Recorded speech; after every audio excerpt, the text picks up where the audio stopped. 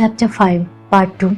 The question of just how sincere the nominally secure Bhutto's participation in these cults was unanswerable. There can be no doubt that they manipulated the pupil's credibility to their advantage. Following Machiavelli's time-honored advice, the high-living Zulfikar's religious pretensions seemed particularly dubious. But Benazir, who was one day to outdo even her father in high living, seems to have had some genuine, if unorthodox, religious belief mixed up with superstition, whether in the manner of a believing Christian who consults astrologers. She stewed her conversation with the phrase Inshallah and claimed to believe the Quran favored the inequality of the sexes. In 2002 interview in The Guardian, she would affirm her belief in Sufism, the mystical branch of Islam, rather astounding, considering she was airing these views in a British publication that supernatural powers, ineffable but genuine, attended the Bhutto family. I find that whenever I came in power, or my father was in power, she asserted, somehow good things happen. The economy picks up, we have good veins, water comes, people had crops. I think the reason this happened is that we want to give love and we receive love. Can this be seen as the beginning of a sort of mania, a genuine belief that her family enjoyed divine status?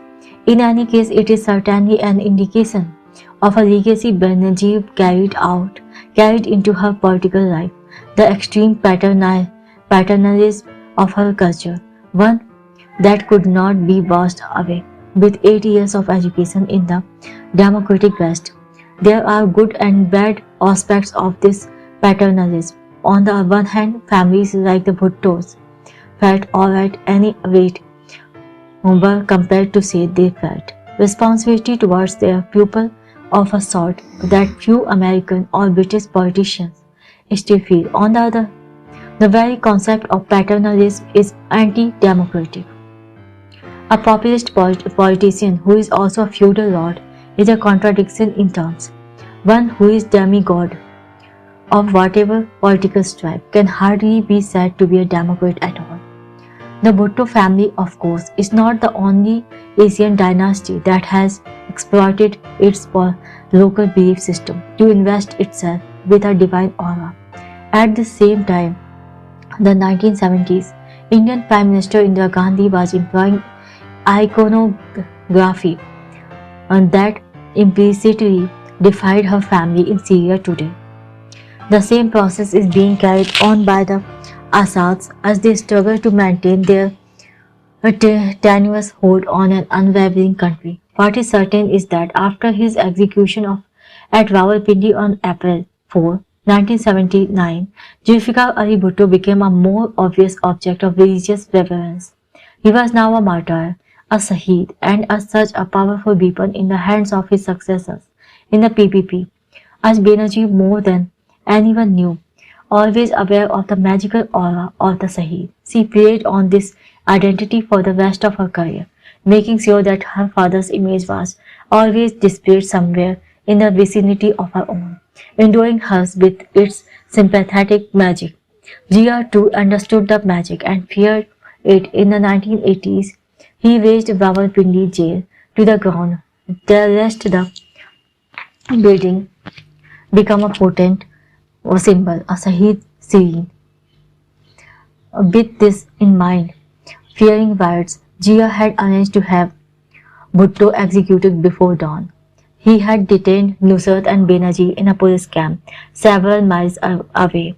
None of Bhutto's nearest and dearest was with him when he died, and there is even some mystery about how the execution was enacted. He was supposed to be hung.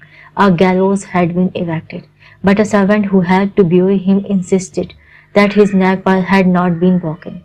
His body was transferred by air to the family burial ground of Gahi Khuda Bakhsh at Lakhana. His first feudal family, Amir Begum, was brought from the family compound to join relatives at the graveside as he was lowered into the ground. Nusrat and Benazir were absent, as of course were Zulfikar's other children.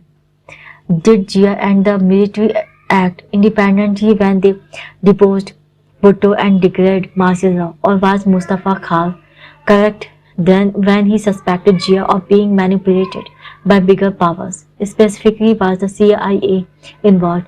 Many observers have pointed out that a chain of events in Pakistan in 1977 was markedly similar to the CIA-backed ouster of Salvador Allende in Chile 4 years earlier. Ramsey Clark announced his conclusions in a speech at Stanford University. I don't believe in conspiracy theories in general, but the similarities in the staging of riots in Chile and in Pakistan are just too close. He pointed out that Bhutto was removed from power in Pakistan on 5 July after the usual party on the 4th at the US Embassy at Islamabad, with US approval if not more by General Zia-ul-Haq. Bhutto was falsely accused and brutalized for months during proceedings that corrupted the judiciary of Pakistan before being murdered, then hanged. Clark might also have pointed out that the most damaging witness for the prosecution was spirited away to safety in the United States after the trials. As Americans, Clark insisted, we must ask ourselves this: is it possible that a rational military leader, under the circumstances in Pakistan, could have overthrown a constitutional government without at least the tacit approval of the United States? A reasonable question, hard to answer in the negative.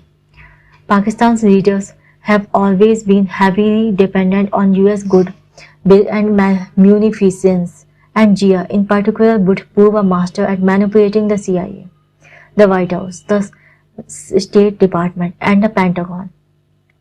If indeed the CIA was involved in Bhutto's downfall, it could have been his intransigence on the subject of Pakistani bomb that did for him. Bhutto insisted that at a private meeting in 1976, Kissinger had threatened to make a horrible example of him if he persisted in his nuclear ambitions.